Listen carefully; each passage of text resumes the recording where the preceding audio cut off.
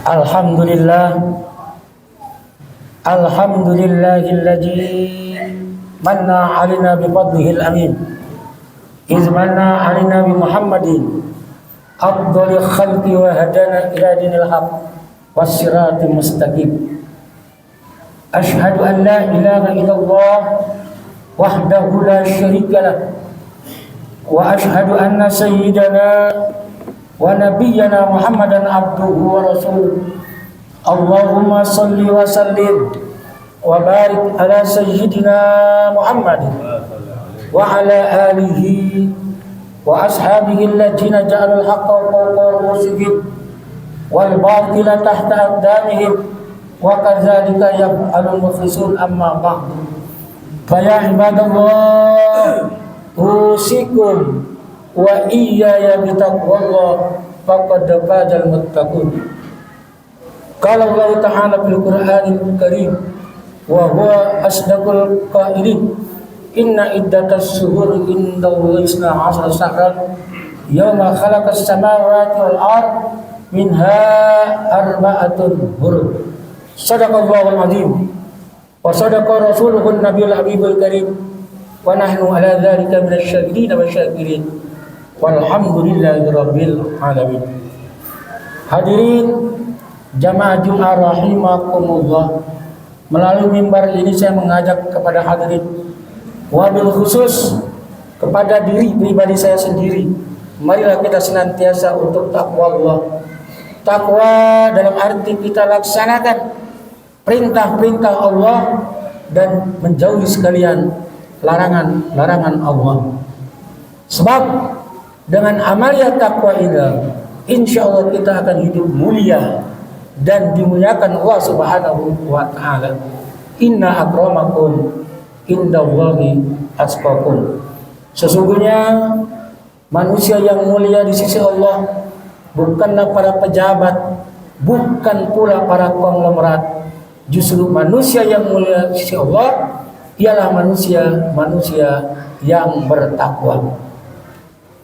Salah satu bentuk takwa ya pada hari ini Jumat kita dipanggil oleh Allah Subhanahu wa Ta'ala, ya ayyuhalladzina amanu, hei orang-orang yang beriman, idza nudiya lis-salati min yaumil jum'ah, apabila kalian dipanggil, diseru, diundang oleh Allah untuk melaksanakan salat Jumat, pas'au ila zikrillah, segeralah kau penuhi panggilan Allah. Wajarul baik, tinggalkan urusan dagangan kalian, tinggalkan kendaraan kalian, tinggalkan bisnis kalian, tinggalkan dunia kalian. Zalikum khairul lakum in kuntum ta'lamun. Itu lebih baik kalau seandainya kalian mengetahuinya. Hadirin jamaah Jumat rahimakumullah, di dalam mukadimah tadi saya sampaikan petikan dari ayat suci Al-Qur'anul Karim, inna iddatasy syuhuri indallahi 12 syahran yauma khalaqas samawati wal ard minha arba'atun hurum. Allah menciptakan dalam satu tahun ada 12 bulan. Minha arba'atun hurum, ada 4 bulan yang dimuliakan oleh Allah Subhanahu wa Ta'ala dari yang 12 tadi, saudara. Mana yang 4? Bulan Dzulqa'dah, bulan Dzulhijjah, bulan Muharram, dan bulan Rajab. 3 berturut-turut. Dzulqa'dah, Dzulhijjah, Muharram, yang satu mencar bulan Rajab. Saudara, kalau Allah sudah menyatakan ini bulan yang 4, bulan yang dihormati, ini pasti ada apa-apanya nih bulan ini. Ada sesuatu yang luar biasa di dalamnya. Kalau kita uraikan 4 bulan ini, nggak cukup waktunya. Dan saya ambil yang bulan Dzulhijjah, Muharram. Dzulhijjah kemarin kita sudah melaksanakan segala aktivitas. Ada perintah sholat Idul Adha, kita sudah jalankan. Dan di bulan Dzulhijjah ada perintah kita untuk pergi haji ke Baitullah. Man wajada sa'atan falam yahud falyamut insa yahudiyan wa insa nasraniyan. Siapa orang mampu, punya uang, duit ada, tenaga ada, pikiran ada, harta banyak, pas di bulan Dzulhijjah, tapi kita nggak berangkat haji, nonton bola bisa, ke Amerika, ke Italia, ke haji nggak bisa. Pak Yahud, ini orang kudu mati nih. Insa'a Yahudiyan wa insa'a Nasraniyan. Tinggal pilih mau mati Yahudi atau mati dalam keadaan Nasrani. Nauzubillah semuanya. Nah, di bulan Dzulhijjah juga ada perintah. Kemarin kita berkurban, sisihkan. Kita punya harta, beliin binatang hewan, kambing, api. Silakan. Nah, ini juga ada ancaman. Man wajada sa'atan falam yudai fala yaqrabanna musalla. Siapa orang yang di bulan Dzulhijjah, hari raya Idul Adha, punya uang tapi dia enggak beli hewan kurban, ya, fala yaqrabanna musallana, enggak diakui sebagai umat Nabi kita Muhammad sallallahu alaihi wasallam. Artinya kalau kita di akhirat, Pak, enggak diakui sebagai umat Nabi Muhammad, mau ikut Nabi yang mana? Orang yang buka pintu pertama di akhirat surga, Nabi kita Muhammad sallallahu alaihi wasallam, masuk bersama umat-umatnya, baru nabi-nabi yang lain beserta umatnya. Makanya kita beruntung dan beruntung, ya, jadi umatnya Nabi kita Muhammad sallallahu alaihi wasallam, diistimewakan di akhirat, luar biasa. Kenapa? Sebab Nabi kita imamul anbiya wal mursalin, pemimpin para nabi dan rasul. Nah, para bapak beruntunglah, kemarin di bulan Dzulhijjah, bulan yang dihormati oleh Allah Subhanahu wa taala, kita sudah beramal, ya. Ada yang haji, ada yang berkurban, melaksanakan ibadah puasa sunnahnya. Alhamdulillah. Telah selesai Dzulhijjah, masuk bulan Muharram. Nah, saat ini Muharram udah di penghujung. Besok udah bulan Safar. 1 Safar besok. Saat ini di ujung bulan Muharram. Nah, saudara, dalam penyambutan bulan Muharram, tahun baru Hijriah 1447 Hijriah, kebanyakan di antara umat Islam masih ada sih beberapa orang yang merayakannya, pawai-pawai obor keliling. Tapi beda dengan menyambut tahun baru Masehi 1 Januari. Lihat 1 Januari. Yang meramaikannya umat Islam. Yang trompet, yang begadang, bakar ikan, bakar ayam. Umat Islam itu 1 Masehi, 1 Januari, ya. Bahkan orang kita masih banyak yang nggak hafal nama-nama bulan di bulan Hijriah. Muharram, Safar, Rabiul Awal, Rabiul Akhir, Jumadil Awal, Jumadil Akhir, Rajab, Sya'ban, Ramadan, sampai Dzulhijjah jarang yang hafal. Padahal itu almanaknya orang Islam. Beda sama Januari, Februari, Maret, April, sampai Desember di luar kepala nih. Itu padahal almanaknya orang kafir. Gilanya lagi orang kita, anaknya lahir bulan Desember kasih nama Desi, lahir bulan November kasih nama Novi, lahir bulan Februari kasih nama Febri. Kita nih, makanya al-Islamu mahjubun bil muslimin, Islam itu akan hancur oleh orang Islam itu sendiri. Makanya Pak, di tahun baru Masehi, ya, kiai nanya sama pendeta, Pak Pendeta, ini di tahun baru, kan ini di tahun barunya kamu nih, saya enggak ngelihat di antara umat Kristiani di jalanan tutup trompet. Oh, orang-orang kami adanya di Bungalong, di hotel, di puncak. Kan udah cukup sama orang-orang kiai itu. orang Islam nggak kudu ya mengerahkan kami punya umat, udah ramai orang kita sendiri. Jadi tahun barunya orang kafir yang ngerayain kita, saudara. Bahkan kita juga nggak hafal, nggak tahu. Acuh. Kalau masalah tanggalan kita hafal lebih tanggal Masehi sehari-hari. Nah itulah makanya al-Islamu mahjubun bil muslimin.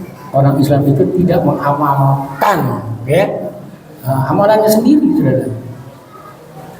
Hadirin jamaah Jumat rahimakumullah. Ini di bulan Muharram, bulan yang sangat luar biasa. Yang dalamnya kemarin ada perintah puasa sunnah, santunan anak yatim. Pas tanggal 10 Muharram. Dan tanggal 10 Muharram Allah anugerahkan kepada para nabi dan rasul ya, pas tanggal 10 Muharram Nabi Adam alaihissalam diampuni dosanya oleh Allah Subhanahu wa taala tanggal 10 Muharram. Nabi Nuh terlepas dari banjir tanggal 10 Muharram. Nabi Yunus selamat dimakan ikan keluar tanggal 10 Muharram. Nabi Ibrahim dibakar diselamatkan oleh Allah Subhanahu wa taala pas tanggal 10 bulan Muharram. Itu semua peristiwa-peristiwa terjadi pada tanggal 10 Muharram. Allah berikan anugerah para nabi dan rasul, diselamatkan semua oleh Allah Subhanahu wa taala. Luar biasa di bulan Muharram. Nabi Ibrahim padahal bapaknya sendiri yang bikin patung sesembahan untuk Raja Namrud, tapi karena Nabi Ibrahim adalah seorang nabi dan rasul, kemudian juga dia yang mengarahkan umat pada waktu itu untuk menyembah kepada Allah Subhanahu wa taala. Patung-patung sesembahan Raja Namrud dihancurkan oleh Ibrahim. Disisain satu, taruh tuh kampaknya digantung di leher. Satu saat ada yang ngadu, lapor kepada raja, Tuan Raja, kita punya sesembahan dihancurkan oleh seorang anak muda namanya Ibrahim. Cari, tangkap. Dicari, ditangkap, dapat Ibrahim. Dibawa di hadapan raja. Apa kata Raja Namrud? Hei anak muda, siapa nama kau? Ibrahim. Benar, kau yang menghancurkan sesembahan kami ini. Wah, siapa?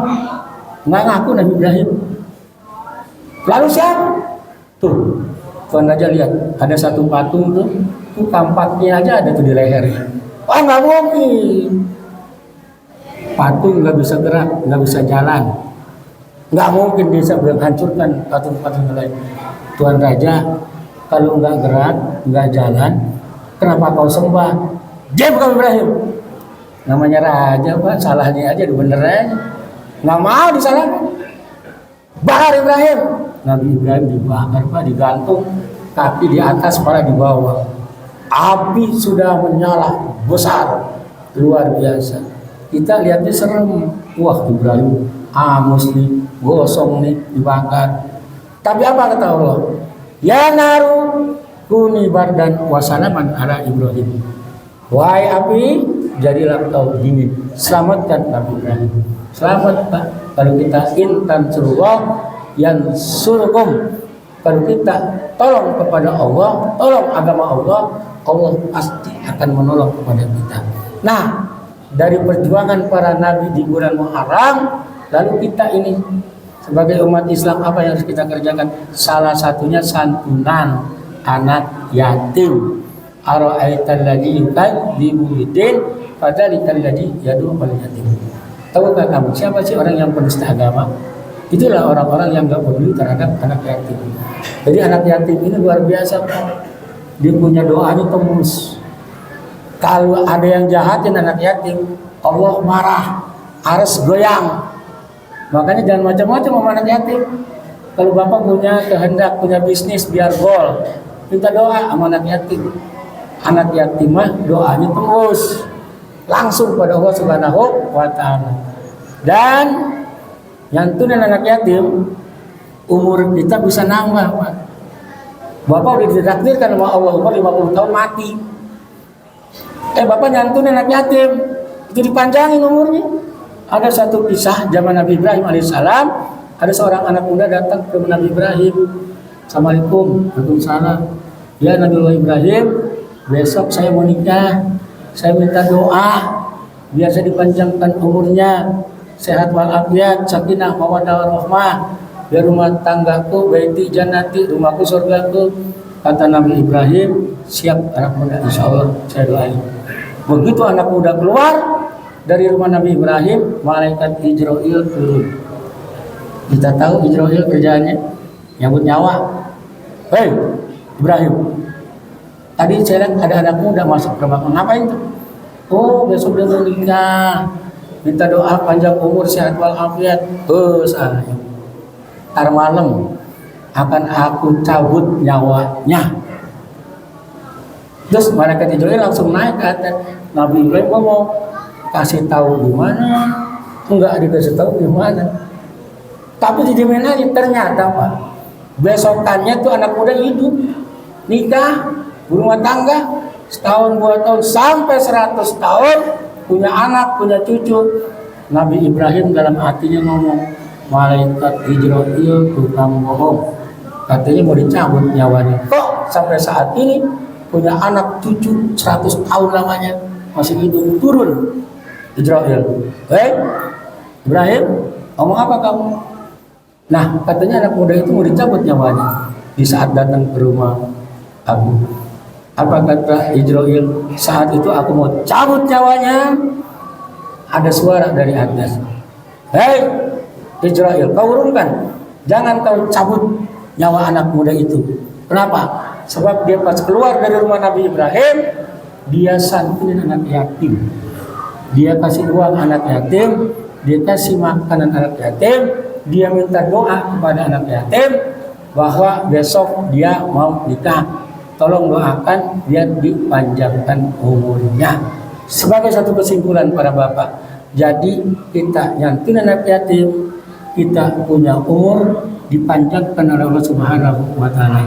Mudah-mudahan kita dipanjangkan umurnya, disehatkan badan kita, dimurahkan rezeki kita, kendati pun kita mati dalam keadaan husnul khatimah. Barakallahu li wa lakum fil Qur'anil karim wa nafa'ani wa iyyakum bima fihi minal ayati wa dhikril hakim. Taqabbal minkum tilawatahu innahu as-sami'ul alim wa innahu huwat tawwabur rahim.